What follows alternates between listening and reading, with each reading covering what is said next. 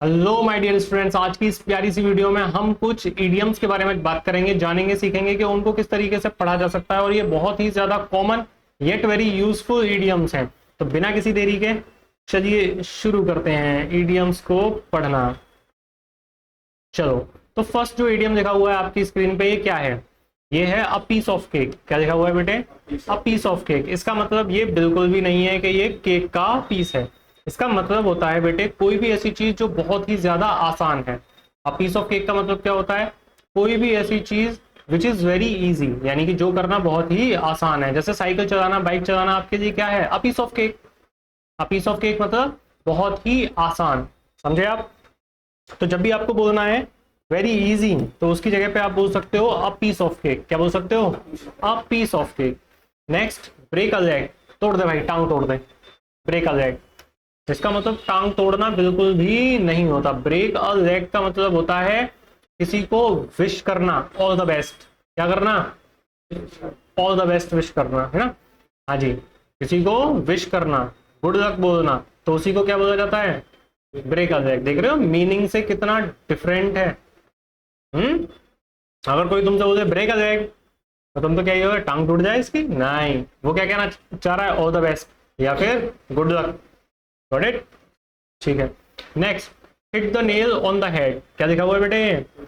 Hit the nail on the head. इसका मतलब होता है या तो एकदम सही चीज कहना, या तो एकदम सही चीज करना।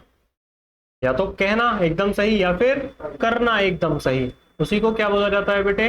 Hit the nail on the head. Got it? Hit the nail on the head. To say or do exactly the right thing. या तो कहना या करना, कौन सी चीज? एकदम सही चीज।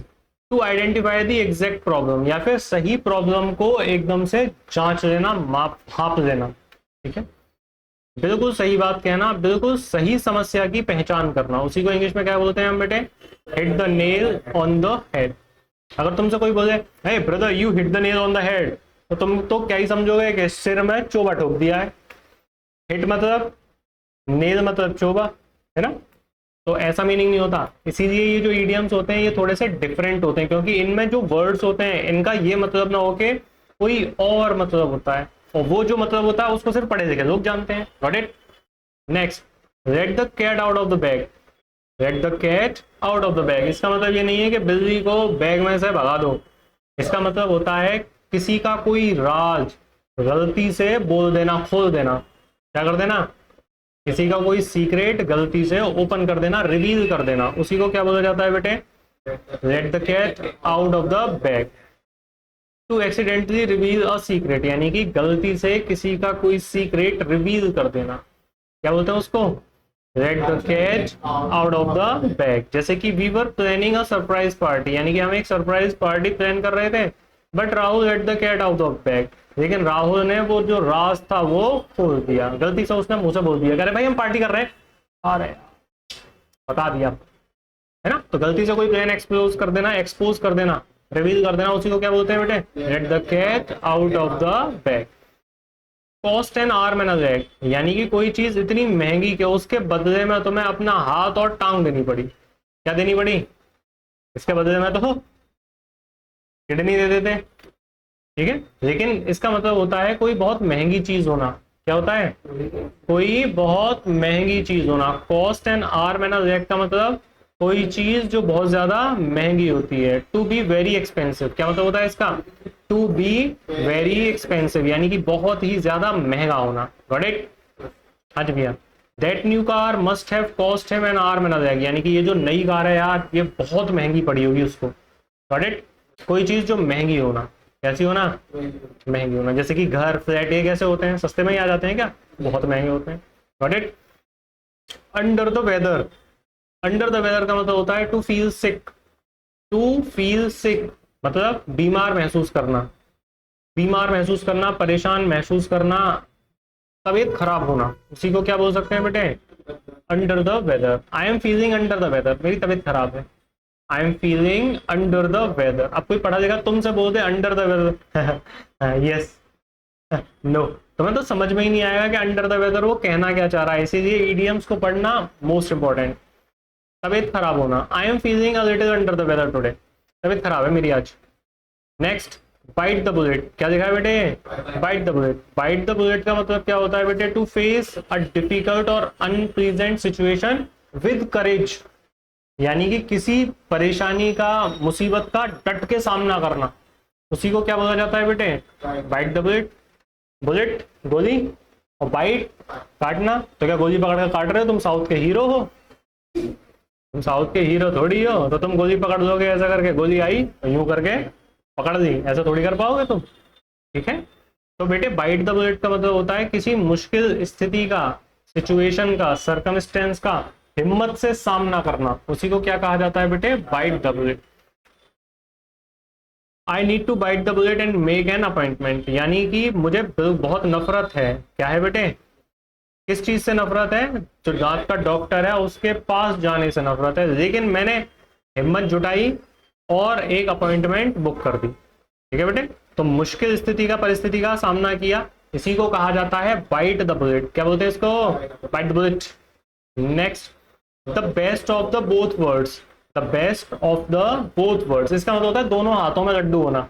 आप किसी ऐसी सिचुएशन में हो कि आपका इधर भी फायदा हो रहा है और इधर भी फायदा हो रहा है, विन विन सिचुएशन। कैसी situation?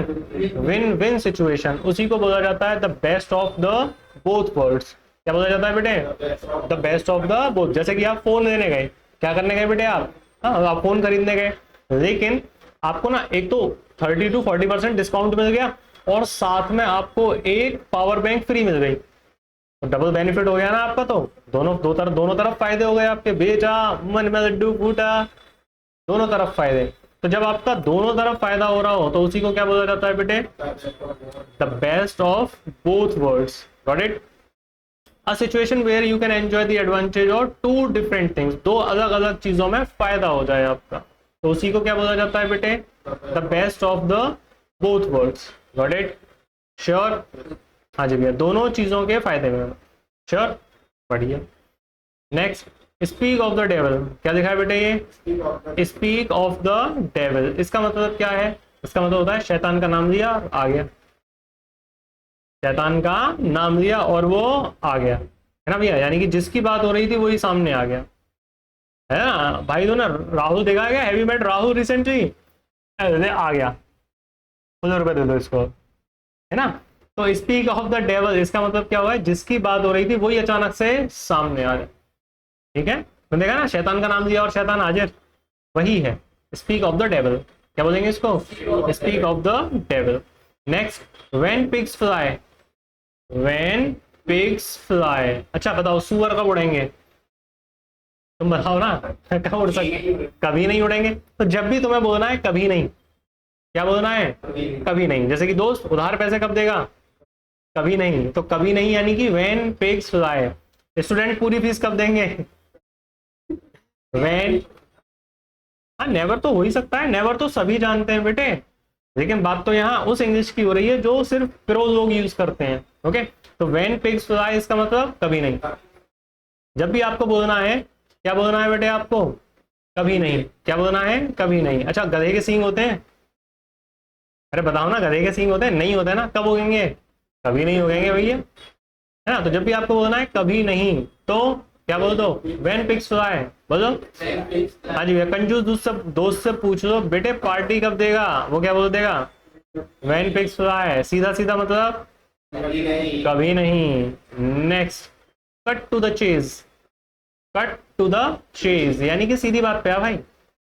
Cut to the chase का मतलब इधर उधर की बात नहीं सुननी, सीधी बात पे आओ, जो मेन पॉइंट है वो बताओ।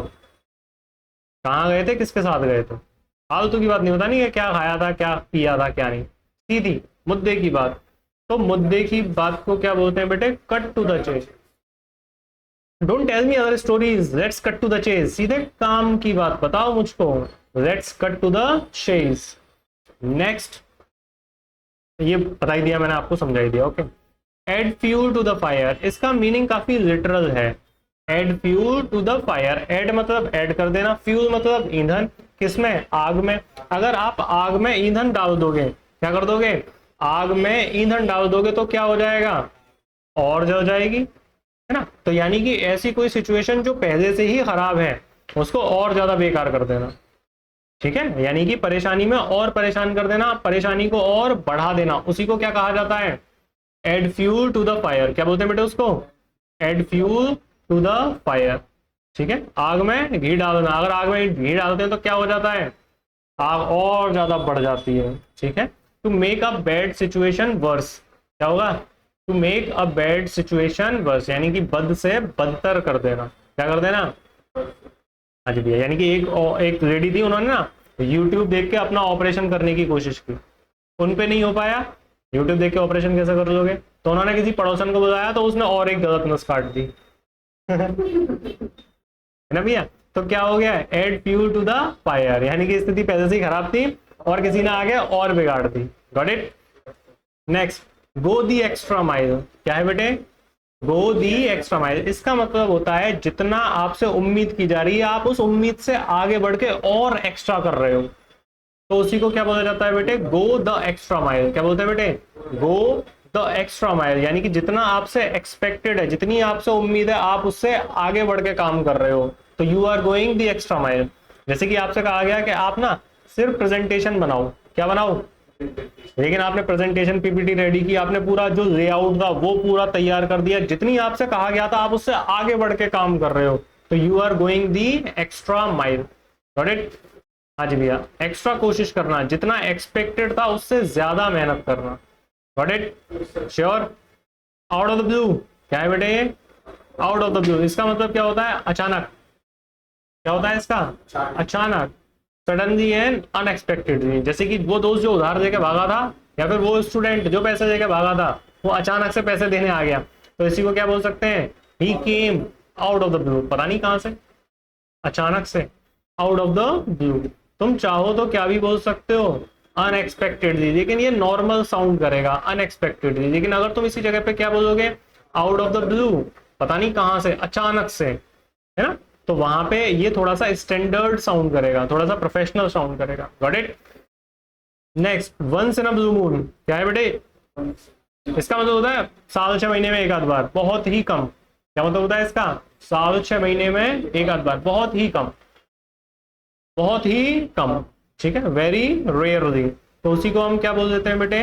Once in a blue moon. क्या बोलते हैं? Once in a blue moon. I eat fast food once in a blue moon, यानी कि मैं कभी कभार ही फास्ट फूड खाता हूँ, कभी कभार, रेगुलरली नहीं, कभी कभार। गॉट इट बेटे? अब ये जो छोटी सी एक कॉन्वर्जेशन है, क्या है बेटे? छोटी सी कॉन्वर्जेशन है। ये जो कॉन्वर्जेशन है इसको आप थोड़ा सा पढ़ो और इसको अगर आप समझने की कोशिश करो तो काफी ठीक है। इसमें ईडियम्स का यूज किया गया है। किसका यूज किया गया है बेटे? ईडियम्स का, क्योंकि ईडियम्स का यूज हम किस तरीके से सेंटेंस में कर सकते हैं। Got it? तो ऐसे ही पढ़ते रहिए और ऐसे ही इंग्लिश अल्फा के साथ में चीज़ों को सीखते रहिए, क्योंकि जितना ज़्यादा आप पढ़ेंगे उतने ही अच्छे तरीके से आप चीज़ों को समझ पाएंगे। और मोस्ट इंपॉर्टेंट, आप ना इनकी प्रैक्टिस करो। अगर आप इनकी प्रैक्टिस नहीं करोगे तो आप इनको सीख भी नहीं पाओगे। तो चलिए अब नेक्स्ट क्लास में मिलते हैं। Tata bye bye. ध्यान रखिए, प्रैक्टिस करते रहिए।